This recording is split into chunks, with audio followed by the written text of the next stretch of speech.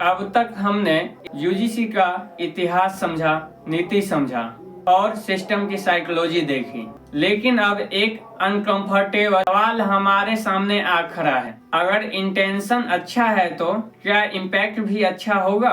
इसकी क्या गारंटी है? 13 जनवरी 2026 को यूजीसी ने एक ऐसा रेगुलेशन जारी किया जो कागज पर तो समता की बात करती है, लेकिन जमीन पर लोगों को आमने सामने लाकर खड़ा कर देती। सवाल यही है, क्या यह रेगुलेशन न्याय लाने के लिए है या संस्थानों को और किसी एक समुदाय के लोगों को डर के सिस्टम में बदलने के लिए? इसका जवाब समझने के लिए हमें 2026 से पीछे जाना होगा, लेकिन बहुत पीछे नहीं, सीधे 2019 में, क्योंकि 2026 के विनियमों की रूपरेखा 2019 में दायर एक रीट याचिका का कार्यवाही के परिणाम स्वरूप तैयार की गई थी। यह जनहित याचिका दायर की गई थी राधिका वेमुला और आबेदा सलीम तर्वी के द्वारा। ये कोई आम नाम नहीं है, ये हैं रोहित वेमुला की मां और पायल तर्वी की मां। 2019 की याचिका को जानने से पहले हम संक्षेप में जान लेते हैं रीट याचिका भारत के उच्च न्यायालय में अनुच्छेद 226 या सर्वोच्च न्यायालय में अनुच्छेद 32 के तहत दायर करने वाली एक औपचारिक लिखित कानूनी याचिका होती है, जिसका उद्देश्य होता है मौलिक अधिकारों की रक्षा करना और राज्य या सार्वजनिक संस्थाओं द्वारा किए गए कानूनी उल्लंघन को चुनौती देना। यानी जब सिस्टम फेल हो जाती है तो लोगों के पास आखिरी दरवाजा रिट ही होती है। अब सवाल उठता है, ऐसा क्या हुआ कि दोनों माताओं को देश के सिस्टम के खिलाफ कोर्ट में जाना पड़ा? आइए संक्षेप में समझते हैं रोहित वेमुला और पायल तर्वी की घटनाओं को, जो 2019 की रिट याचिका को जन्म देती है। रोहित वेमुला आंध्र प्रदेश के गुंटूरू डिस्ट्रिक्ट से थे। वे यूनिवर्सिटी ऑफ हैदराबाद के समाज शास्त्र के पीएचडी शोधार्थी थे। घटना की शुरुआत होती है 3 अगस्त 2015 की रात से। हैदराबाद यूनिवर्सिटी की कैंपस, एक फेसबुक पोस्ट और एक बहस। अखिल भारतीय विद्यार्थी परिषद के नेता एन सुशील कुमार ने एफबी पोस्ट के माध्यम से अंबेडकर स्टूडेंट एसोसिएशन के स्टूडेंट को गुंडा कहा। एएसए ने विरोध किया। सिक्योरिटी ऑफिसर के सामने पोस्ट डिलीट करवाई गई और माफीनामा लिखवाया गया। यहीं पे मामला खत्म हो जाना चाहिए था, लेकिन कहानी यहीं खत्म नहीं होती है। कुछ दिन बाद सुशील कुमार पास के अस्पताल में भर्ती होते हैं, जहां उनका अपेंडिक्स का सर्जरी होता है और यहीं से पूरी कहानी पलट दी जाती है। इस सर्जरी को 3 अगस्त की बहस से जोड़ दिया जाता है और रोहित वेमुला के साथ 5 छात्रों पर मारपीट का केस दर्ज किया जाता है, जबकि इस सिक्योरिटी रिपोर्ट के अनुसार कोई हमला नहीं हुआ। साथ ही मेडिकल रिपोर्ट स्पष्ट रूप से कहती है अपेंडिसाइट का मारपीट से कोई संबंध नहीं है। लेकिन इसके बावजूद सुशील कुमार पीटीआई से कहते हैं, मुझे नहीं पता कि पुलिस ने क्या कहा, लेकिन मुझे अस्पताल में भर्ती कराया गया था। आप ऑपरेशन के निशान देख सकते हैं। हो सकता है बाहरी चोट न हो, लेकिन ऐसा पुख्ता प्रमाण है कि मुझे ऑपरेशन कराना पड़ा। अब एंट्री होती है राजनीति की। रोहित वेमुला को लेकर धरने प्रदर्शन और कार्रवाई की मांग बढ़ने लगती है। साथ ही पॉलिटिकल प्रेशर भी बढ़ता है। तत्कालीन कुलपति आरपी शर्मा रोहित समेत 5 छात्रों को हॉस्टल से निलंबित कर देते हैं, लेकिन रिपोर्ट्स और एएसए के स्टूडेंटों के द्वारा विरोध करने पर उनका निलंबन रद्द कर दिया जाता है और नई जांच का आदेश दिया जाता है। और तभी आता है टर्निंग पॉइंट। आरपी शर्मा हटाए जाते हैं और अप्पा राव को नए कुलपति बनाया जाता है। अप्पा राव को नया कुलपति बनाने पर कुछ रिपोर्ट्स के द्वारा आरोप लगाए जाते हैं। बंडारू दत्तात्रेय और स्मृति ईरानी के दबाव से अप्पा राव को नया कुलपति बनाया गया। पुनः बिना कोई जांच के रोहित वेमुला और उनके साथियों को हॉस्टल से निकाल दिया जाता है और कैंपस से अलग कर दिया जाता है। मेरा मानना है कि जब जब राजनीति किसी संस्थान में हस्तक्षेप करती है तो सर्वप्रथम तब उस संस्थान की आत्मा सबसे पहले घायल हो जाती है। यहीं से रोहित वेमुला को लगता है कि उसका सपना धराशायी हो रहा है। हताश होकर रोहित वेमुला नए कुलपति अप्पा राव को पत्र लिखते हैं कि हम पांचों के लिए यूथनेसिया अर्थात इच्छा मृत्यु की व्यवस्था की जाए, क्योंकि अब हमारे पास और कोई रास्ता बचा ही नहीं है। लेकिन इस चिट्ठी का कोई जवाब रोहित को नहीं मिल पाता है, जिसके परिणाम स्वरूप 17 जनवरी 2016 को रोहित वेमुला कैंपस में ही सुसाइड कर लेते हैं।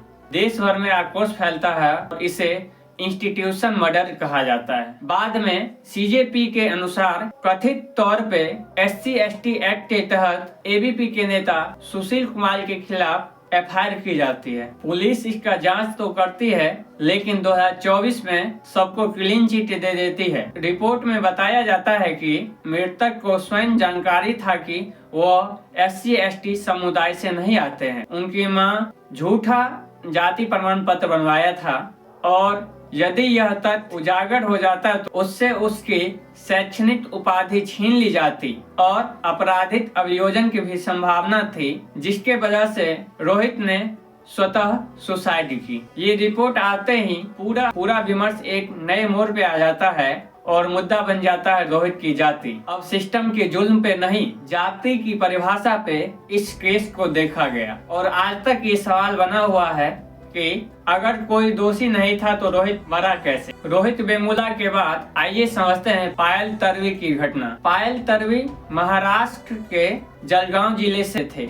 वे मुस्लिम संप्रदाय के भील समुदाय से बिलोंग करते थे, अर्थात वे एक आदिवासी परिवार से थे। कड़ी मेहनत, संघर्ष और पढ़ाई के दम पर उन्होंने MBBS पूरा किया और फिर देश के सबसे प्रतिष्ठित सरकारी संस्थानों में से एक सेठ GS मेडिकल कॉलेज और उससे जुड़े KEM हॉस्पिटल मुंबई में MD गायनेकोलॉजी की रेजिडेंट डॉक्टर बनी। लेकिन कॉलेज में दाखिला के बाद पायल की जिंदगी बदल तो गई, लेकिन अच्छे तरीकों से नहीं। पायल के द्वारा बार बार आरोप लगाया जा रहा था कि डिपार्टमेंट के लोगों के द्वारा उन्हें जातिगत एब्यूज, तुम्हें सर्जरी नहीं आती है, तुम इस डिपार्टमेंट के लायक नहीं हो, जैसे शब्दों से प्रताड़ना झेलना पड़ा। पायल के अनुसार उन्हें सीखने का मौका कम मिला और अपमानित होने का ज्यादा, और जब उन्होंने शिकायत करने की कोशिश की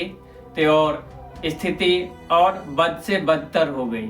यह सिलसिला 2018 की शुरुआत से स्टार्ट होती है, जिसको लेकर पायल ने संस्थानों में कई दफा शिकायत की, लेकिन कोई ठोस और समयबद्ध कार्रवाई नहीं की गई। इससे पायल पे मानसिक दबाव बढ़ती गई। पायल के परिवार के अनुसार पायल ने अपनी परेशानियों का जिक्र किया था, लेकिन कोई प्रभावी काउंसलिंग या सुरक्षा तंत्र सुचारू रूप से सक्रिय नहीं हुआ, जिसके वजह से 22 मई 2019 को पायल तर्वी ने भी आत्महत्या कर ली।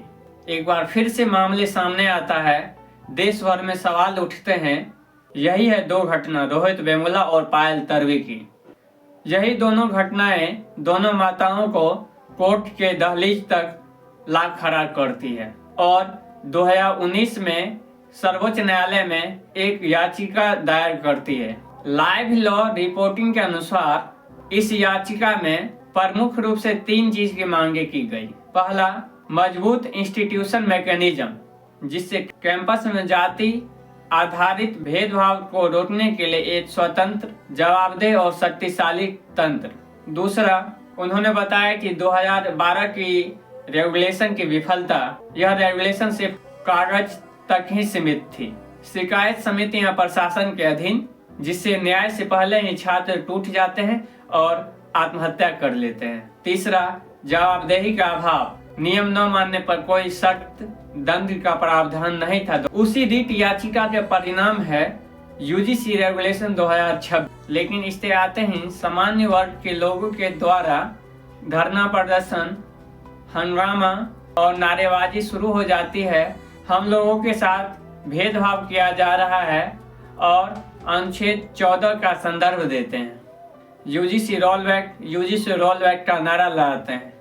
इन नारेबाजी अधिवक्ता विनीत जिंदल के द्वारा सुप्रीम कोर्ट में याचिका दायर की जाती है और तर्क दिया जाता है कि यह रेगुलेशन सामान्य वर्ग के छात्रों के साथ भेदभाव करती है और रिवर्स डिस्क्रिमिनेशन को बढ़ावा देती है। वहीं मृत्युंजय तिवारी बनारस हिंदू विश्वविद्यालय में रिसर्चर हैं। उन्होंने अधिवक्ता नीरज के माध्यम से याचिका दायर की।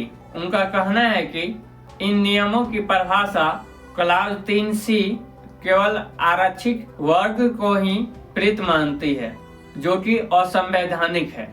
वहीं विष्णु शंकर जैन ने भी न्यायालय में कड़ा विरोध किया, जिसके परिणाम स्वरूप 29 जनवरी को चीफ जस्टिस सूर्यकांत की बेंच ने अस्थायी रूप से इन नियमों के क्रियान्वयन पर रोक लगा दी।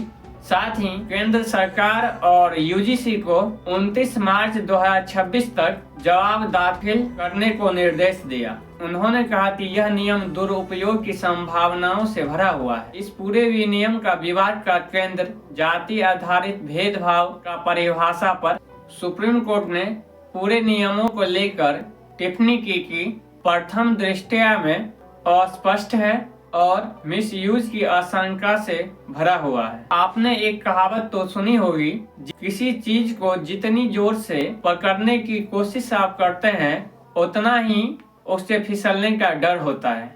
इसलिए जरूरत है एक मध्यम मार्ग की, ऐसा सख्त लेकिन संतुलित रेगुलेशन जहां न सत्ता मनमानी कर सके, न संस्थान और न कोई वर्ग दूसरा वर्ग को दबा सके, ताकि रोहित और पायल जैसी घटनाएं किसी भी वर्ग के साथ दोबारा न हो सके। इस रेगुलेशन का लाने का मूल उद्देश्य था समता, समान अवसर और भेदभाव का अंत। लेकिन 2026 के रेगुलेशन से मालूम पड़ता है कि एक वर्ग के साथ न्याय हो रहा है तो दूसरे वर्ग के साथ अन्याय। एक वर्ग को जातिगत भेदभाव से निकाला जा रहा है तो दूसरे वर्ग को जातिगत भेदभाव के रूप में धकेला जा रहा है। एक ही नियम, दो बिल्कुल उल्टी कहानियां। यही है सिस्टम का विरोधाभास। आइए अब संविधान के माध्यम से देखते हैं इसे, क्योंकि किसी भी रेगुलेशन की असली परीक्षा कागज से नहीं, संविधान की कसौटी पे होना चाहिए। 2026 की रेगुलेशन को लेकर जो PIL दायर की गई, उसके तहत संविधान का 3 अनुच्छेद आग खड़ा पड़ता है। अनुच्छेद 14, अनुच्छेद 15 और अनुच्छेद 21। अनुच्छेद 14 कहता है कि राज्य भारत के किसी भी व्यक्ति को कानून के सामने असमान नहीं मान सकता। इसका मतलब सिर्फ यह नहीं है कि सबके लिए एक जैसा कानून हो, बल्कि यह भी कि समान परिस्थितियों में समान व्यवहार किया जाए। अगर दो छात्र एक ही संस्थान में, एक ही गलियारे में, एक ही डर से गुजर रहे हैं तो कानून की नजर में वे बराबर होना चाहिए, न कि उनकी पहचान से, न कि उनकी स्थिति से।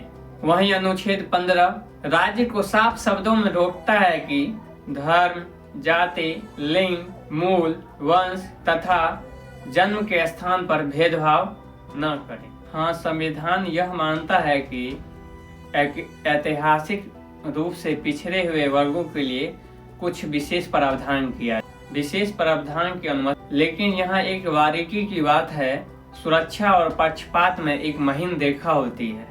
संविधान कहता है कि सहारा दो, लेकिन दूसरे को अदृश्य मत बना दो। अब आते हैं अनुच्छेद 21 पर, जो सबसे गहरा और मानवीय अधिकार की बात करता है।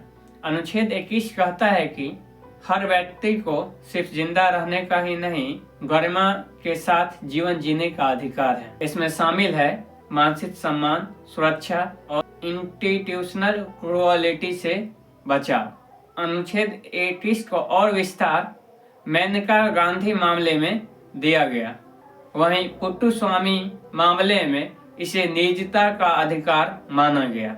जब कोई छात्र अपमान, अलगाव और डर में जीने लगे तो सवाल यह नहीं रहता है कि उसने क्या किया, सवाल यह होता है कि सिस्टम ने उसके साथ क्या किया। यही वजह है कि रोहित वेमुला और पायल तन्वी की मौत सिर्फ एक व्यक्तिगत मौत नहीं थी, यह अनुच्छेद 21 की असफलता थी। और इसलिए सवाल उठता है कि यदि 2026 का रेगुलेशन भेदभाव खत्म करने के नाम पर क्या नया डर पैदा कर रही है? क्या यह रेगुलेशन संविधान की आत्माओं के साथ खड़ा हो पा रहा है या सिर्फ शब्दों पे ही उतर पा रहा है? अब इंतजार है 19 मार्च 2026 का। नमस्कार।